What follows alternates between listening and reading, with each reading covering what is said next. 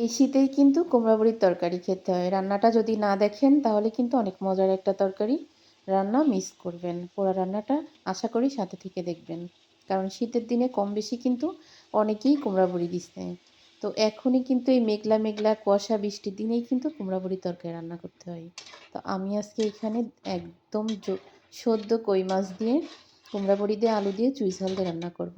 আমি কিন্তু সদ্য মাছ বিধায় ভাজি করে নিলাম না। যদি ফ্রিজে থাকতো তাহলে ভাজি করে নিতাম। তো একদম টাটকা মাছ কেটে মাঝখান থেকে ২ ভাগ করে নিচ্ছি। কারণ মাছগুলো অনেক বড় বড় ছিল। এরা কিন্তু এত বড় বড় আস্ত কই মাছ রান্না করলে খায় না। এজন্য কেটে কেটে নিচ্ছি। ক্যামেরাতে অত ভালো বোঝা যায় না। তবে অনেক বড় বড় ছিল।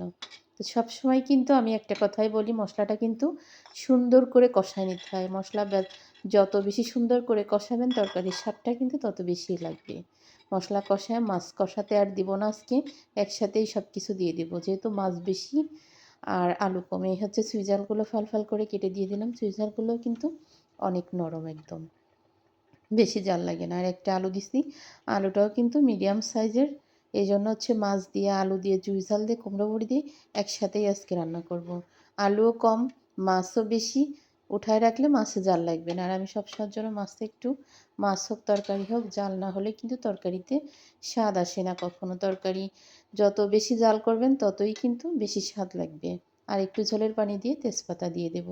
আসলে রান্না বান্নার দিক থেকে আমি সবসময়ের জন্য সচেতন থাকি বেশি। কারণ একটা মহিলা মানুষের সবথেকে বড় সৌন্দর্য হচ্ছে তার রান্না।